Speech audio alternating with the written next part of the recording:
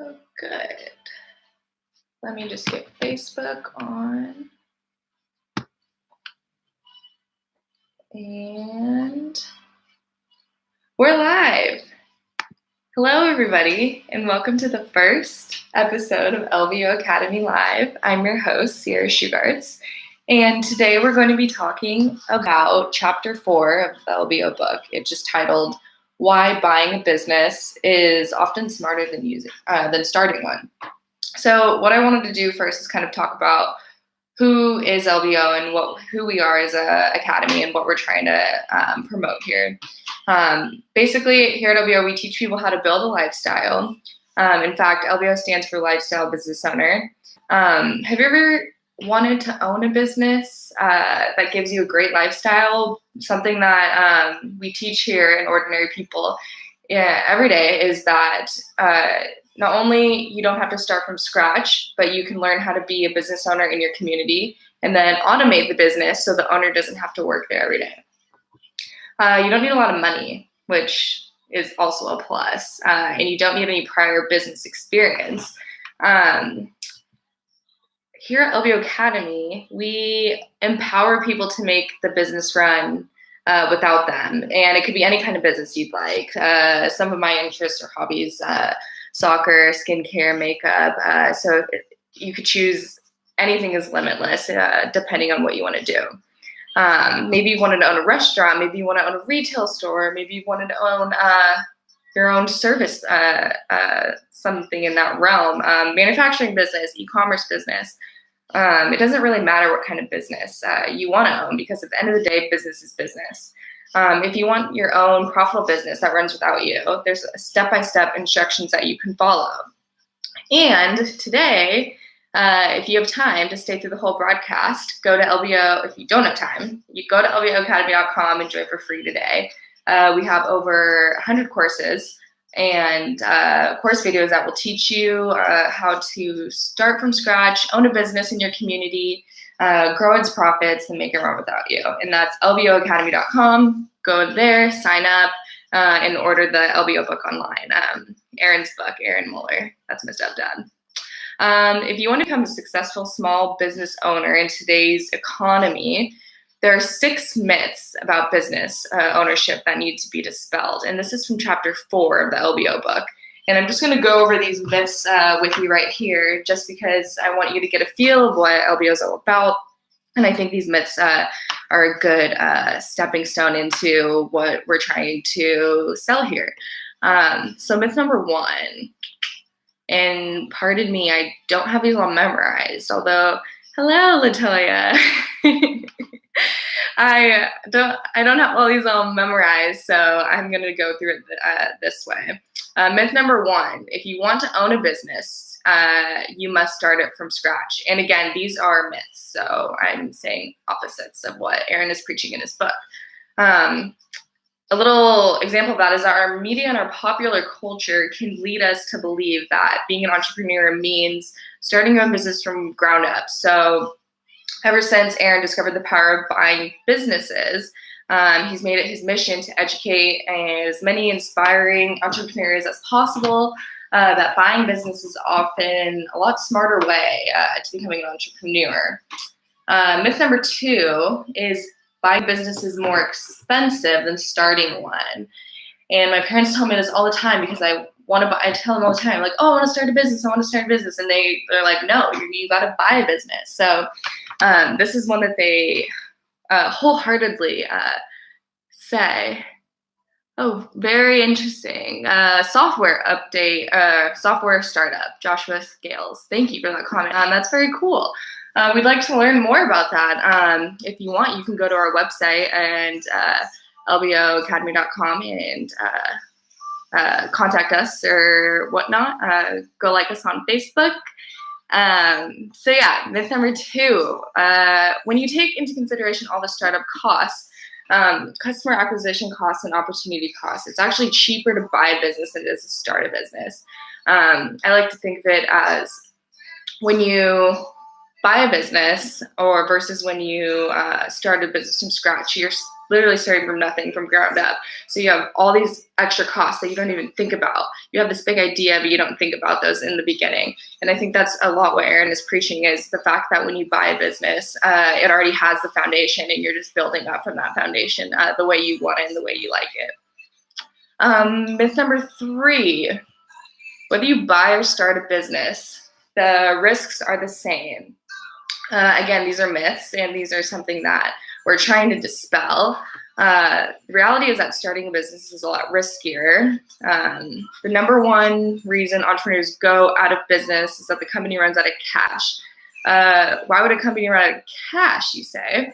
The most likely reason is that the company's expenses are higher than its income, so there's a loss.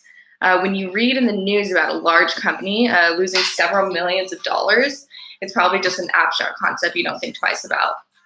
When you are running a small business, however, having loss is a very serious thing, and any shortfall after that is coming out of your personal bank account, checking account. So if you don't put the money into the business from your personal funds and the cash runs out, then your business is most likely to meet its end, which is what we don't want to hear. And this is what we're trying to preach to you here at LBO. So if you're just tuning in, I'm Sierra Shegards with LBO Academy, and today we're talking about the 5 common mistakes, the 5 myths, 6 myths, I'm sorry. And if you missed any parts of this broadcast, be sure to subscribe to our YouTube channel so you can get a replay of this entire episode that I am also on live right now. If you are joining us on Facebook, be sure to hit our like button page. And also be sure to check out our webpage and join the LBO Academy. It's at lboacademy.com. And we also have the LBO Radio podcast on iTunes. Check that out as well. You can listen to my parents talk about their businesses. Myth number 4, you can only own one business because running it will take up all your time.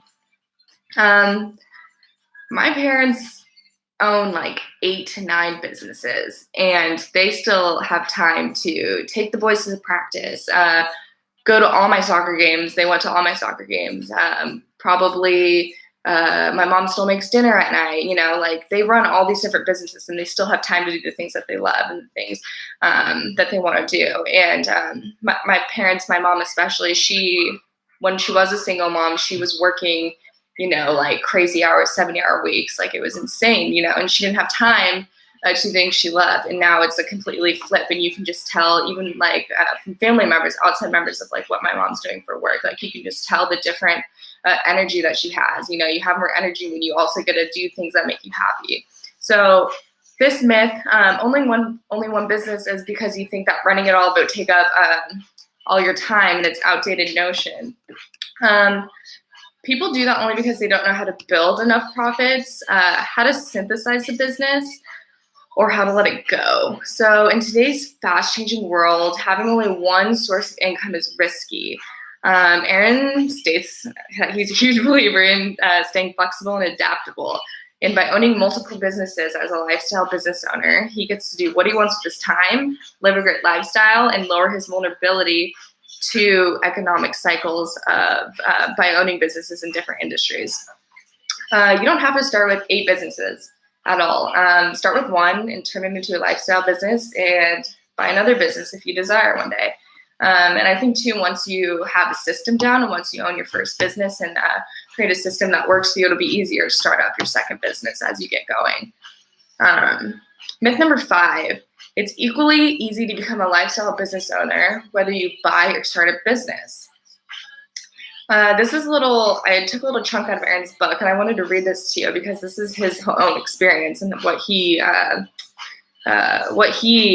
had to go through and what he realized and what he wants to share with all you viewers. So here it is. In my experience, there are too many things that need to be set up and established when you start a new business. Your business doesn't have enough history yet. What was working for you when you initially started the business may not be working for you right now. Customers don't know your business well enough.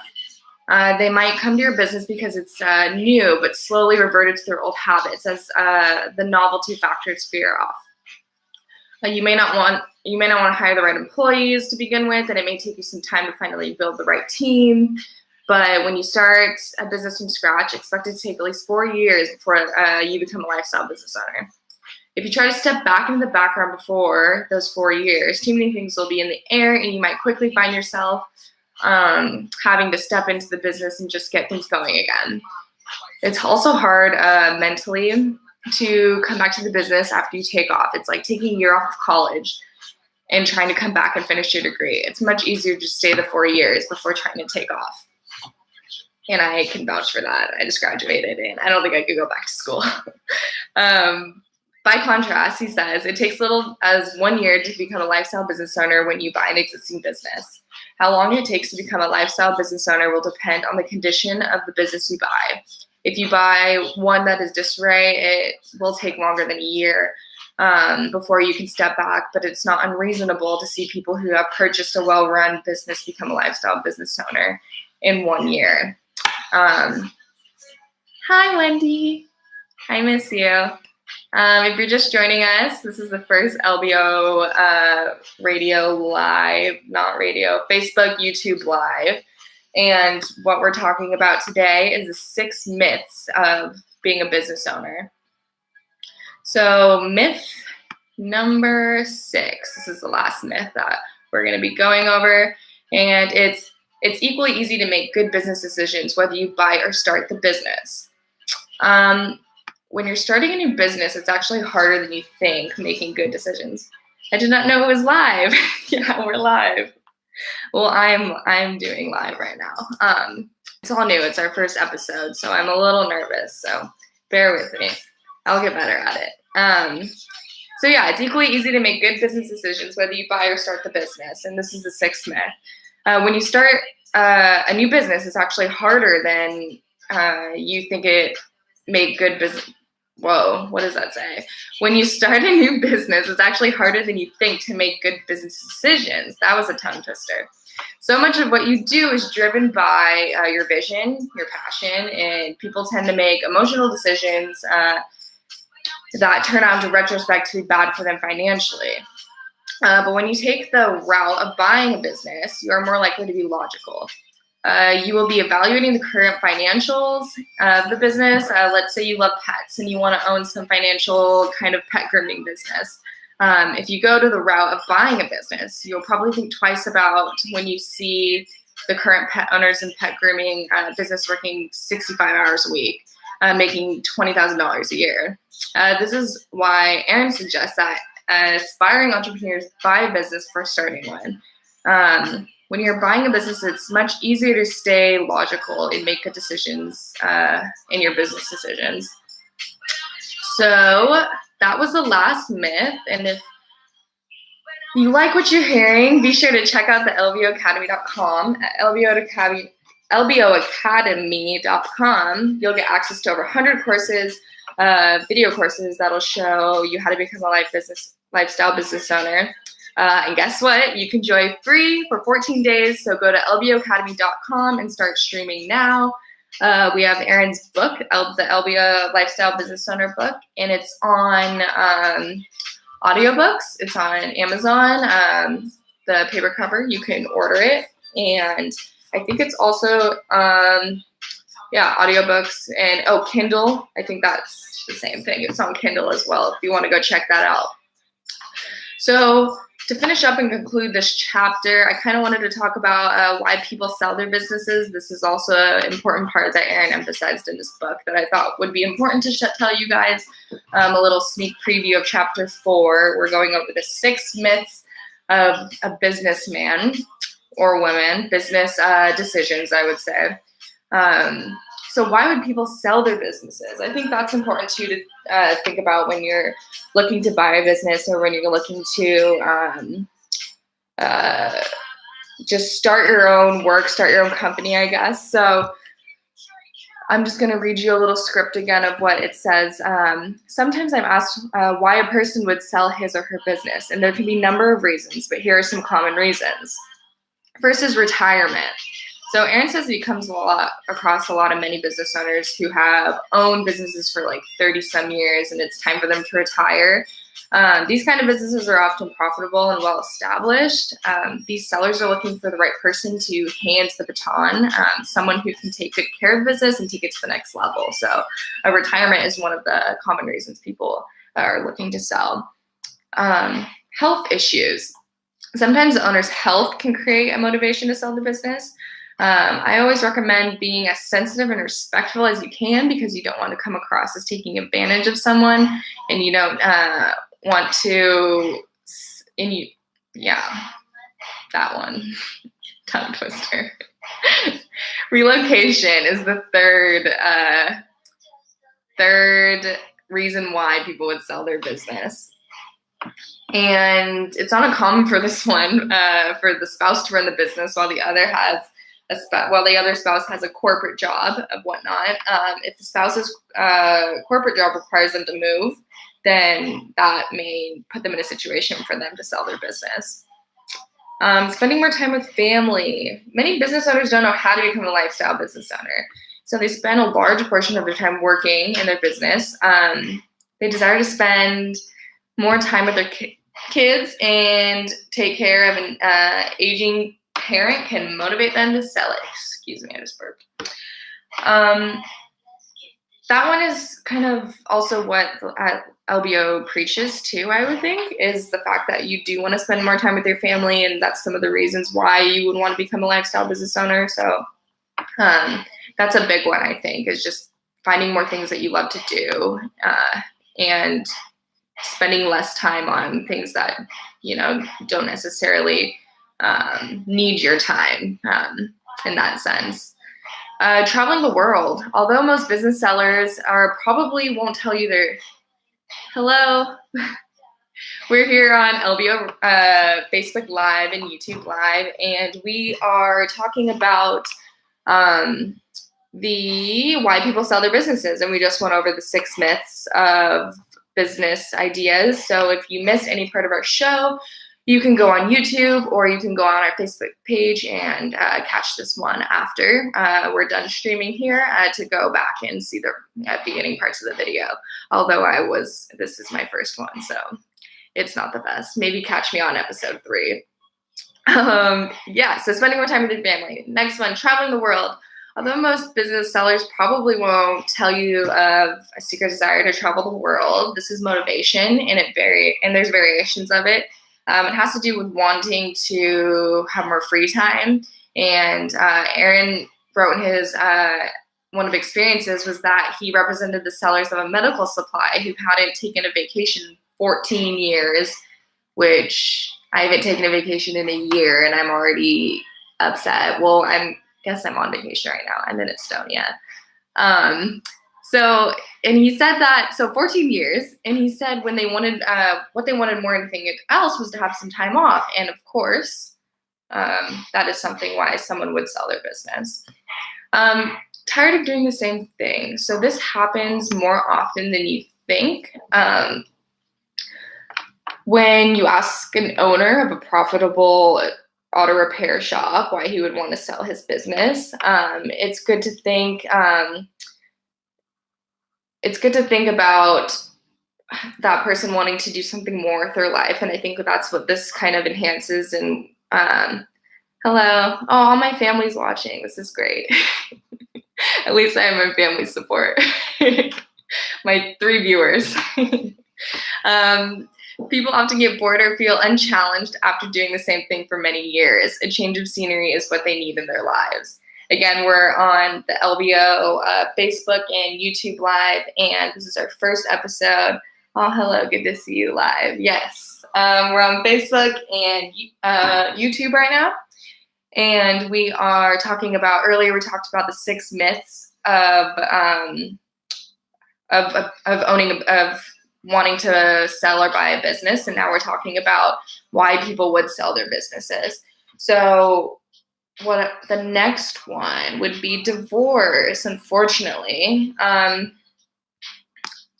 If the business owner is going through divorce, selling the business may be a part of the divorce settlement, or just a way for a business owner to not be reminded daily of his or her ex. Not what I wrote. Going through divorce doesn't always mean selling the business, but it certainly can be a motivation to sell. So that's also something to think about. Other business interests, it's also quite common for the owner of a successful business to own multiple businesses. Aaron once represented a seller for a manufacturing company who wished to dedicate more time to his other company. So to him, it was a perfectly logical reason and profitable to sell his current business. Again, we're on LBO Facebook and YouTube Live. So go to lboacademy.com and sign up for everything. Sign up for everything. And make sure to go to Amazon, or you can go to on your Kindle if you have a Kindle, and you can pick up Aaron's book. It's the Lifestyle Business Owner Academy book. And it's really good. It's an easy read, not too many pages, which I liked, and the words were kind of big. So it was definitely a breath of fresh air to read, and I think you would all really like it. Another reason why people would sell their business is the industry trends. As Aaron said before in some of his scripts that I've read, it pays to stay flexible and have multiple. When I say scripts, I mean these are excerpts from his book, so he didn't really tell me what to say. I'm just kind of so it pays to stay flexible and have multiple sources of income. If the industry tends to become unfavorable for one of his businesses, he may consider selling it. So industry trends is definitely something that someone would, a reason for they would want to sell. Second to last one is lack of profits. Unfortunately, this is more common than what we would like to see, but many business owners just don't make enough money running their business. So it could be so much as wanting to do something else, getting another job. Buying a business that is not very profitable, let me get that clear, could be a great turnaround opportunity, or it could be a lemon. Aaron will share with you, if you go to his book, if you go to the LBO Academy book, let me turn this up. There we go. You can see my face better. Oh, there. If you go to the LBO Academy book, in further chapters, he explains a lot more of this, and he can explain the difference between the two, and just know like the lack of profits is often a motivation to sell. And the last and final one is the exit strategy. And hello, my oh yeah, that's a new record. 3 people watching me live. This is great. Exit strategy. So some business owners are planners who years ago planned to sell a business at a certain time. There isn't necessarily an external event forcing the business owner to sell. In this case, the exit has been planned way in advance. So maybe like when you had a dream when you were my age and you wanted like, oh, I'm going to sell it when I'm like 60. Maybe that's too old. I want to be retired by 60, hopefully. Maybe I'll be doing LBO my whole life. Hey, I wouldn't mind. Okay, so by now, I hope you can see that there are a variety of reasons for people to sell their businesses, and that buying a business is way smarter than starting a business. But it also just depends the type of person that you are in going into this.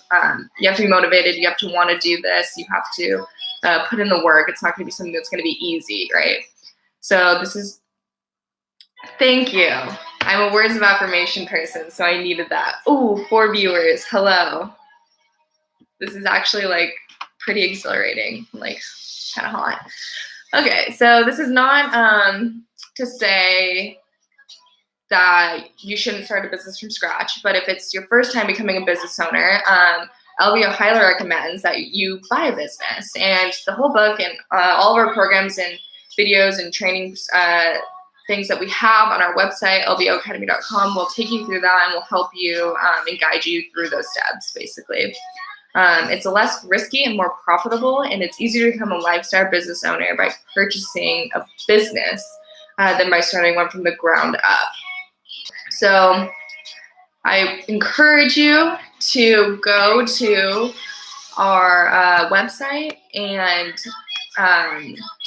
go through there, check it out.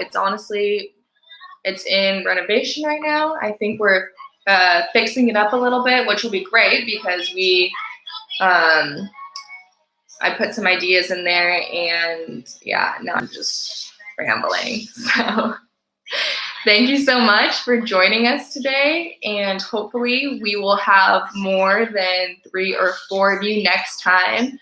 I'm just gonna keep setting goals. So next time we're gonna have 5, 6 viewers. Okay, so that's my goal. So hopefully I keep those 3 viewers. All right.